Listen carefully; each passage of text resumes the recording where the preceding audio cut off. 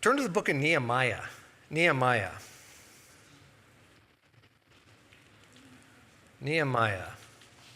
This is not a Mother's Day message. This is a message I worked on kind of later in the week. I changed some things I was going to do, and so I don't have any slides this morning. I didn't work on those. I put this together a little later in the week. Jan even called me at home to say, what do you want me to put in the bulletin? And so I put that in there, but I just want to deal with Nehemiah. If you've been here for a while, you know one of my favorite books, one of my favorite accounts. I love to preach from this book and the things that happened here. I want to focus on one particular theme, though, today, and that is dealing with adversity. And how did Nehemiah deal with adversity when it came his way? I think it's something we all deal with at different times, in different ways, in different areas of our lives. But I want to deal specifically with that today from the book of Nehemiah. One thing I didn't mention earlier, and I'm kind of changing the way we do this a little bit, but if you're visiting with us, we're so glad to have you here today. I see a number of folks coming in and visiting, or maybe you're with family today, but thank you for being with us today. We appreciate that. A little visitor's card is on the side of the bulletin there, or maybe you got one in a visitor's packet. If you turn that in after the service to either me or the welcome desk, we have a little welcome bag, a little gift bag we'd like to give you after the service. It has some little treats, and just to say thank you for being with us today. We appreciate that very much. Nehemiah, let's go to chapter 6. Did I say that already? I don't think so. Nehemiah chapter number 6.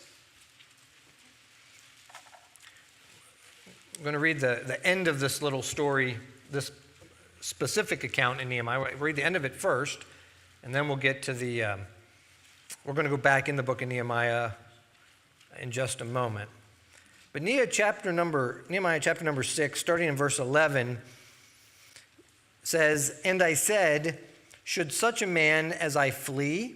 Or who is there that, being as I am, would go into the temple to save his life? I will not go in. Lo, I perceived that God had not sent him, but that he had pronounced this prophecy against me, for Tobiah and Sanballat had hired him.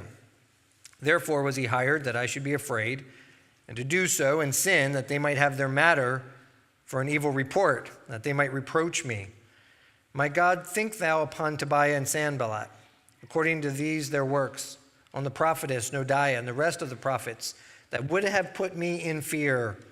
Verse 15, "So the wall was finished in the 25th day of the month Elul, 52 days. Came to pass that when all our enemies heard thereof, and all the heathen that were about us saw these things, they were much cast down in their own eyes, for they perceived that this work was wrought of our God." That most important phrase is right there at the end of verse number 16. He mentioned by name several of his oppressors that attacked him and tried to stop the building of the wall. Here in chapter 6 and verse 15, we see the wall was finished. At the end of verse 16, it says they were cast down. They didn't get their way. They didn't get to stop the wall. And they perceived that the work was wrought not of Nehemiah, but of God. Let's pray. Our dear gracious Heavenly Father, we just ask now your blessing on this time that we have here today. Lord, an opportunity to look into your word, an opportunity to see the challenges that Nehemiah faced. Lord, perhaps they'll be of some help to us. Lord, we give you the honor, the glory, and the praise for the time that we have together. We ask this in your precious name. Amen. Just a little bit of background on Nehemiah. I think it's an account that most of us enjoy or like because of the story and how he overcame so much to be used of God in a mighty way.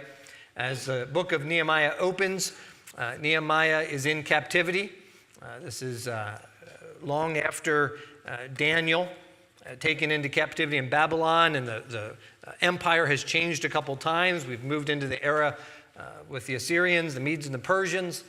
And we see Nehemiah now in captivity, as has been for the Israelite people for a number of years. He's working for the king. In particular, he's the cupbearer for the king. Nehemiah had come across some news, some people who had been back to Israel, his homeland, not too long before, and had seen the city of Jerusalem just in shambles. The walls had been torn down, the gates had been burnt out, and the city was a mess. So we come to Nehemiah chapter 2. We see that Nehemiah is really burdened by that. He's burdened by the news, and it is heavy upon him. And so that next day, as he goes in to do his job, and he comes before the king as the cupbearer for the king, he is noticeably upset, to a point that the king stops the business of the empire to turn to his cupbearer and say, in common vernacular, what's wrong? What's going on? In fact, the Bible tells us that Nehemiah had never before been sad in the king's presence. And so he was visibly shaken, and so the king stopped. What's wrong, Nehemiah? Nehemiah said, well, how could I not be upset? I found out that the city of my forefathers, Jerusalem, it's in shambles, it's a mess, it's torn down. And the king, listen, it would make sense if the king would have said, that's a shame, I'm sorry for you. But the king said, okay, what do you want to do about it? What can we do? Nehemiah, again, a little phrase there, the Bible says, Nehemiah prayed to the God of heaven and began to give the king a plan. He wanted to go back and rebuild the wall. And the king listens to this and accepts this plan. They put together the details of what they need. Nehemiah is going to need some letters from the king to give to the other governors as he's passing through the territories to say that this is approved by the king. He's going to need some lumber and some material. He's going to need some workers that are trained in how to build the wall, do the work, do the masonry work, do the woodwork. He's going to need these people. Nehemiah outlines all the people that he needs, all the permission that he needs. He needs letters to go to the king's forestry to get the wood that he's going to need. He has all this planned out, gives all these details to the king, and sets the king a time, how long it's going to take him to do it. From a human perspective, not bad for a cupbearer, right? Not bad for a guy just doing catering work. Suddenly knows how to build walls, all the materials he needs, and all the stuff that it's going to take to do it, not to mention how long it's going to take to do it. The answer, of course, spiritually is that he prayed to the God of heaven, and God gave him the answer, right? This was an immediate prayer, an instant prayer, a quick prayer. He didn't have a lot of time. He prayed real quick, made an instant request, and God gave him an instant answer. God gave him the wisdom, like, ask for permission, ask for those letters, ask for the material, and it should take you about this long. So Nehemiah gives all the details to the king. The king grants him his passion, his wish. Nehemiah begins to assemble things and head back to build the city. Now, I've preached a number of messages on that part of the story.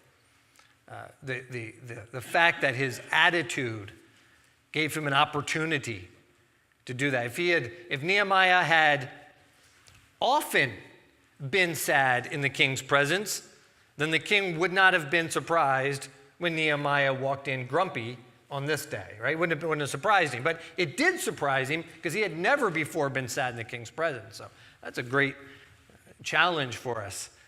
Look at the opportunity it gave him by having the right attitude and the right perspective. That's not my message today. My message today starts, though, in chapter number 10. Chapter 2, verse 10. Chapter 2, verse 10.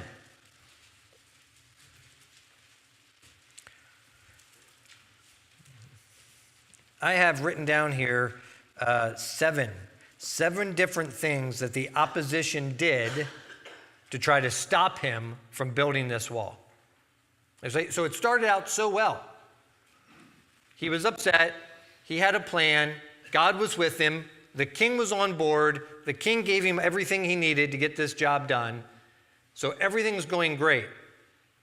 And then found out the group of people who didn't want to see that wall built.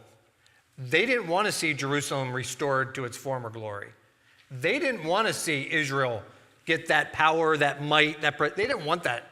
They were glad Israel was cast down. They wanted to keep them that way. And so the opposition started to rebel against this idea. In chapter 2, verse 10, when Sanballat, the Horonite, and Tobiah Just note, we read about them at the end of chapter number 6 there, but we'll get back to that. When Sanballat and Tobiah, the Ammonite, heard of it, it grieved them exceedingly that there was come a man to seek the welfare of the children of Israel. They were grieved. They were not happy. This is the, you're going to see this. It's really interesting as we go through the next couple of chapters, the way that their animosity increases, right? So it starts here in chapter 2, verse 10. First, they're grieved. They're upset. They're not happy. This does not make them happy at all. Nehemiah is excited. The other Israelites that are with him, they're excited. There's a movement going on. There's a caravan, think of it, making its way across these territories, going back to Jerusalem. The building project is about to start. There's some excitement in the air, but not in this group, right? Sanballat, Tobiah, they're not happy at all. They're grieved by it. Nehemiah knows that. And so he says in verse number 11, so I came to Jerusalem. I was there 3 days. I arose in the night, I and some few men with me. Neither told I any man what God had put in my heart to do at Jerusalem. Neither was there any beast with me, save the beast that I rode on. So it was just him and his one horse or donkey or whatever he was riding on. Verse 13, I went out by night by the gate of the valley, even before the dragon well and the dung port, and viewed the walls of Jerusalem, which were broken down, the gates that were consumed with fire. I went out on the gate of the fountain to the king's pool, and there was no place for the beast that was under me to pass. It was so broken down, they couldn't even get through. Then went I up in the night by the brook, and I viewed the wall, and I turned back and entered by the gate of the valley, and then so returned. So, interesting, I want to look at Nehemiah's reaction to opposition, all right? He's excited, he's building the wall. Sanballat, Tobiah, they're not happy about it at all. They're grieved by it. So Nehemiah, when he gets there, does not make a big entrance.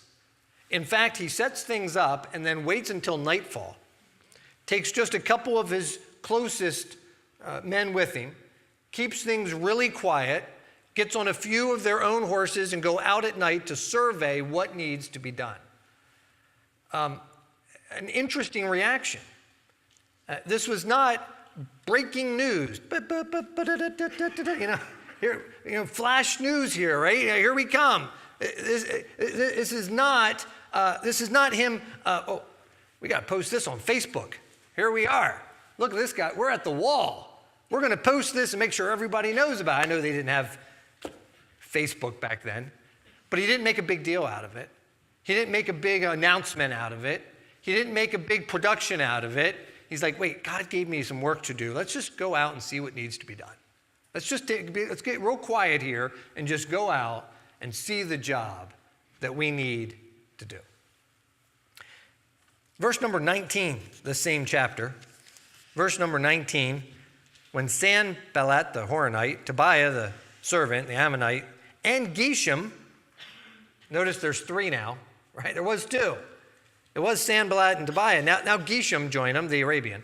When they heard it, what they were going to do, they're going to build the wall. When they heard it, they laughed us to scorn and despised us. They said, what is this thing you do? You're going to rebel against the king? Then answered I them and said unto them, the God of heaven, he will prosper us. Therefore we his servants will arise and build. You have no portion, nor right, nor memorial in Jerusalem. So first of all, the opposition was grieved. Second of all, the opposition went from grief. They laughed in scorn. They mocked them. This is ridiculous. What do you think, you're going to come here and build the wall? I mean, they got friends with them now, right? The opposition group is growing. Now there's more of them.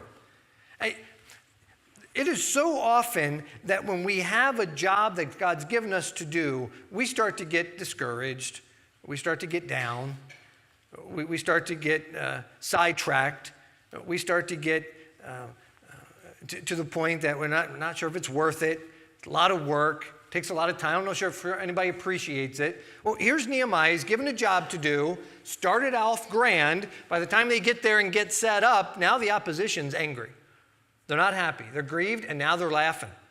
They're laughing at him. This is ridiculous. And they've got some more friends with them now, too. The whole group's together. This is ridiculous. What are you going to do? You think you're going to build the wall? Chapter 4, verse 1. Chapter 4, verse 1. It came to pass when Sanballat heard that we builded the wall, he was in the middle of it, building the wall, he was wroth, took great indignation, he mocked the Jews, he spake before his brethren, the army of Samaria, and said, what do these feeble Jews? They're going to fortify themselves? Will they sacrifice? Will they make an end in a day? Will they revive the stones out of the heaps and the rubbish which are burned? Now Tobiah the Ammonite was with him. He said, even that which they build, if a fox go up, he shall break down their stone wall. Look at the ridicule. Look at the mocking. They were grieved, fine. They started to laugh. That's wonderful. That's great. Now they've come to the point when the wall is starting to be built. And there's Nehemiah and the men that are with him, and they're literally putting up stones and clearing out rubbish and rebuilding wooden gates. Now there's some opposition standing around going, are you kidding me? A fox could knock this thing over, right? That's it? That's all you can do? You guys aren't really good carpenters. You guys aren't so good at this masonry stuff, are you? Look at that. I mean, a little animal could knock this thing over. What is this? Ridiculing. Just demeaning the work that Nehemiah and the men are doing. They have a job to do. Think of the emotions of this. Nehemiah is standing before the king of the greatest empire on earth, and he said, okay, go ahead, go build your wall, and I'll give you all the stuff you need to do it. All right. Get his group together. They go run into Jerusalem, and here's your group going, well, this is dumb. What do you think you're doing? You guys aren't carpenters. What do you know about building walls? Look at this thing. It's shoddy workmanship. It's just demoralizing them when they have a job to do. Verse 7. We're still in chapter 4, verse 7. It came to pass when Sanballat, Tobiah, the Arabians, the Ammonites, the Ashdod. Wait, this is an awful big group now. I mean, now we're calling them by their national names. There's Sanballat and Tobiah, plus we have the Arabians, the Ammonites, and the Ashdodites. There's a whole big group now of opposition. When they heard that the walls of Jerusalem were made up and that the breaches began to be stopped, they were very wroth. They conspired all of them together to come and to fight against Jerusalem, to hinder it. So nevertheless, verse 9, we made our prayer unto our God. We set a watch against them day and night because of them. We'll stop right there in verse number 9. The opposition were now, being grieved didn't do anything. Laughing didn't seem to stop them. Mocking them, telling them what awful craftsmen they were, that didn't seem to stop anything. That didn't work. So now they've got a whole band of groups together. In fact, they have other tribes and nations together. They're ready to fight. They're going to stop this wall. They don't want to see it happen. They're going to stop Nehemiah and these Israelites from rebuilding this thing, no matter what it takes, even if it takes war, even if it takes a battle. And so what does Nehemiah do in verse number 9? First thing they did, we made our prayer unto our God. They prayed about it. And they set a watch. They weren't going to be dumb about it. They set someone to keep an eye on things. They began to keep an eye on the things that were happening out there. Verse 10, Judah said, the strength of the bearers of burdens is decayed. There's much rubbish. We're not able to build the wall. Our adversary said, they shall not know, neither see till we come in the midst among them and slay them and cause the work to cease. It came to pass that when the Jews which built by them came, they sent unto us 10 times from all the places whence we shall return unto us, they be upon you. Therefore set I in the lower places behind the wall, and on the higher places I even set the people after their families with their swords, their spears, their bows. We'll stop right there because of time, but we know from the story of Nehemiah that he begins to literally arm them so that they kept a sword in one hand and a trowel in the other. They began to build and defend themselves if so be. But the one thing that they did not stop doing was they did not stop building the wall. They just kept doing it. It was the job God had given them to do, and no matter the people who laughed, who mocked, who demeaned them, even if they brought warfare against them, they said, okay, if we have to, we'll keep our swords nearby, but we're going to keep building the wall. We're not going to stop. God gave us a job to do. God gave us, we set a time for the king. We're going to get this done. We're not going to stop just because of the opposition. In chapter 5, we have a unique chapter. It's one that I've read through before, but I spent more time on as I was preparing for this message than I have in the past. And in chapter number 5, something else happens to poor Nehemiah. He begins to have some problems from people within his own organization, within his own camp. Some of the Israelites began to try to take advantage, try to work some things to their own advantage and against the other Israelites that were working on this. Let me read a little bit of it, but in chapter 5, there was a great cry of the people and their wives against their brethren, the Jews. For there were that said, we, our sons and our daughters are many, therefore we take up corn for them that we may eat and live. Some also that said, we have mortgaged our lands, our vineyards, our houses, that we buy corn because of the dearth. There were also that said, we have borrowed money from the king's tribute, that upon our lands and vineyards, yet now our flesh is as the flesh of our brethren, our children as the children. Lo, we bring into bondage our sons and daughters to be servants. Some of our daughters are brought unto bondage already, neither is there any power to redeem them, for other have made our lands and vineyards. And so verse 6, I was angry when I heard their cry and their words. They were being afflicted from within. There were people taking advantage. There were people that were losing heart. There were people trying to take advantage of what was going on. There were people trying to hurt those that were getting the job done from within. There was a point where when Nehemiah left the palace with all of the people and all of the materials he needed to build the wall and excitement in the air as they got back to start the job, every building project starts with great enthusiasm, right?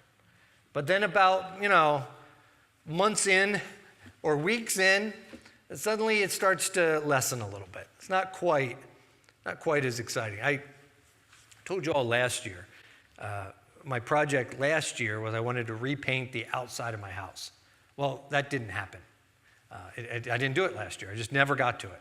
So this year, last weekend, I bought a bunch of paint and started painting the outside of my house. I'm getting it done. I'm working on it. And kind of exciting when you paint that first part of the house because I'm changing the color. I'm totally changing what the outside of my house looks like. So I got a whole back wall out back, and I painted all the siding. I painted all the windows, and I painted all the soffit. I got it all real nice. And the one side of my house looks really nice and looks totally different than the other three sides of my house. Totally different, not even close. And so you drive down the one street, the one way it looks great. The other way it still looks like the same old house. And so I'm up on the roof, one part of it yesterday, painting the one section of it.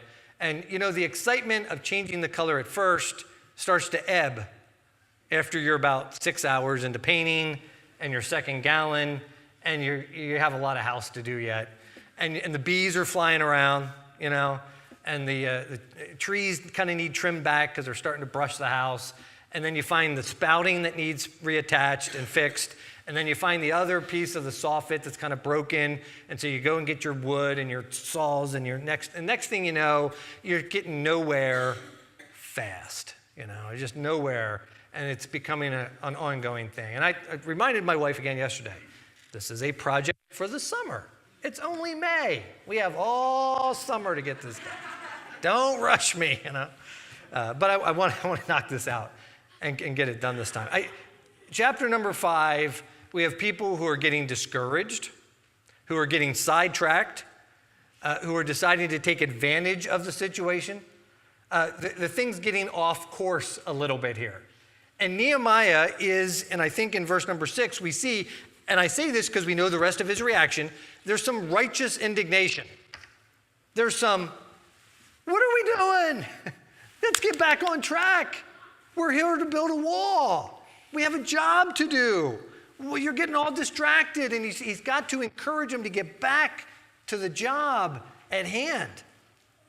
We see down through here, he begins to remind them of the purpose. He begins to preach to him. I think verse number 13, again, time-wise, I'm just picking out a few verses, but verse 13, he said, I shook my lap and said, God, shake out every man from his house and from his labor that performeth not this promise, even thus be shaken and emptied. All the congregation said, amen. They praised the Lord, and the people did according to this promise. He's getting them back on track. He's preaching at them. He's exhorting them. He's got to get their attention and get them back to the job at hand. They have enough problems with Sanballat, Tobiah, Geshem, Amorites, all the rest of them are out there. They're ready to fight. Now there's some internal discord. He's like, we've got to get back on track. So he's encouraging the people and reminding them of the purpose that's before them. I think we see that in verse number 19. We see him again praying. And again, I'm just pulling one little portion out here, but in verse 19 of chapter 5, think upon me, my God, for good, according to all that I've done for this people. So asking the Lord for the help and the strength that he needs. He's going to encourage them and preach to them and get them back on track and pray to God to get the job done.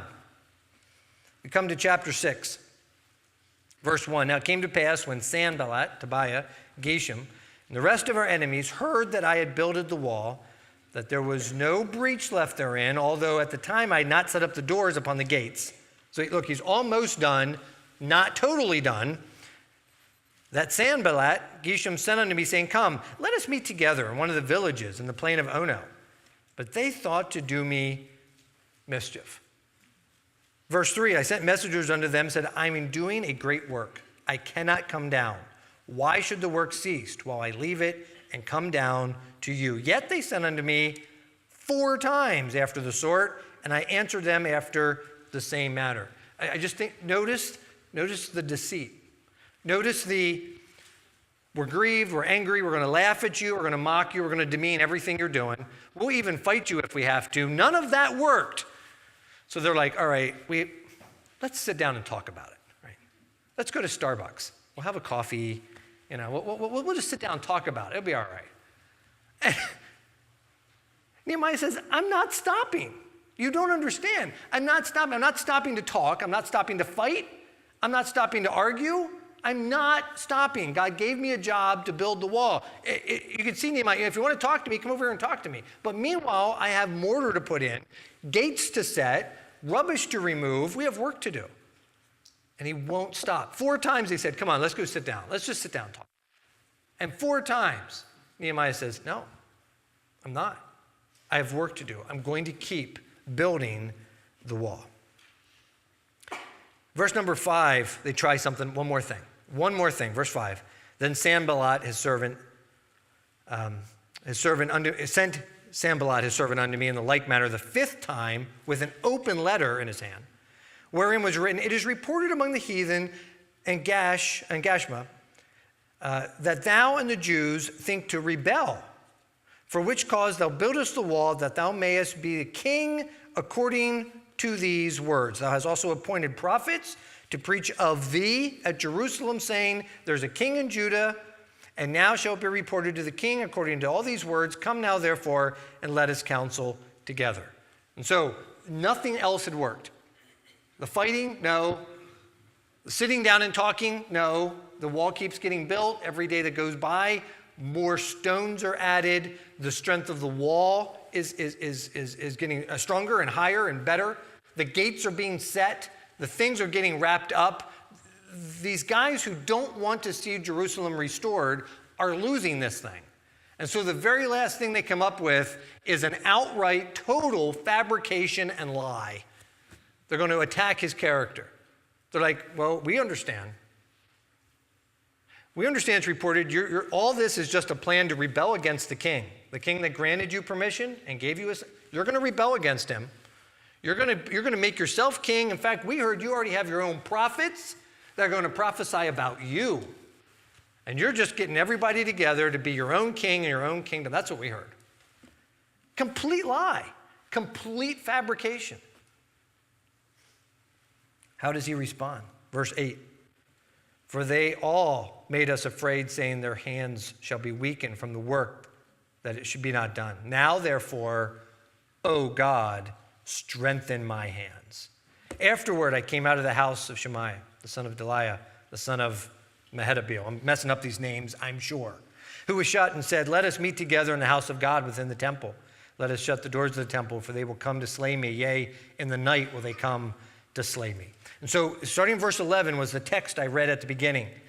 As Nehemiah, in his prayer and in his anguish of this whole situation, begins to say these things, should a man, as I flee, should I run at this point? Lo, I perceived in verse 12 that God had sent him, that he pronounced this prophecy against me, for Tobiah and Sanballat had hired him. He knew the source of the trouble. It was his same opposition. So in verse 15, the wall was finished. There are so many times in our lives that people Satan tries to distract us from the job we have to do. Whether it is parenting, whether it is your relationship of husband and wife, the marriage, whether it is the ministry that you have to do, the class that you have to teach, the work you have to do in the church or otherwise, whether it's the church in general and the mission that we have to accomplish, there are those that want to stop it, that see it ended. Satan would love, it sounds terrible, but it's true. Satan would love for your marriage to end this year.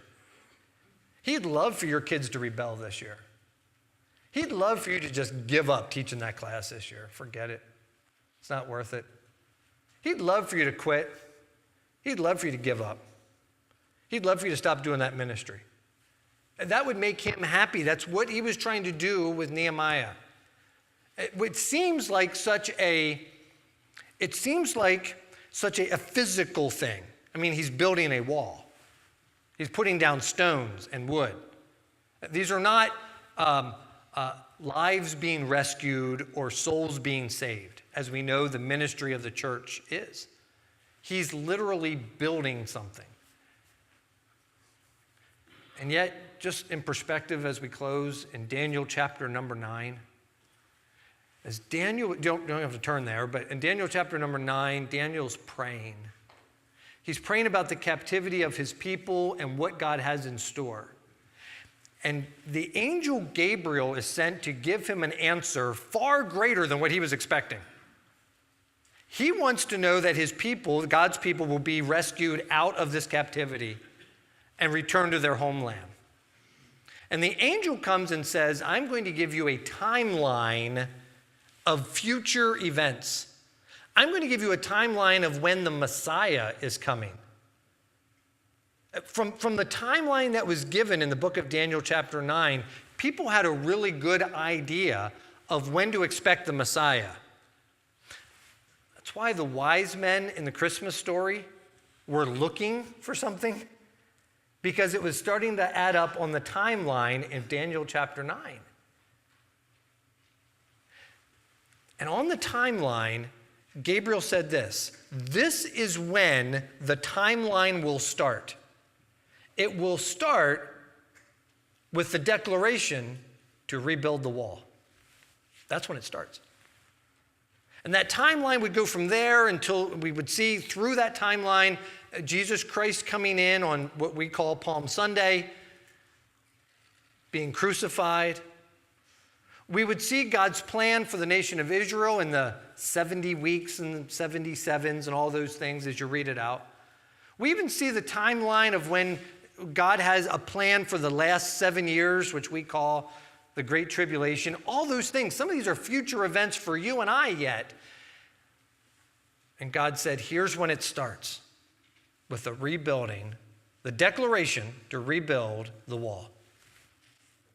Daniel shows up to work one day, really upset, really burdened, because the walls of his city were torn down. And Nehemiah is a cupbearer.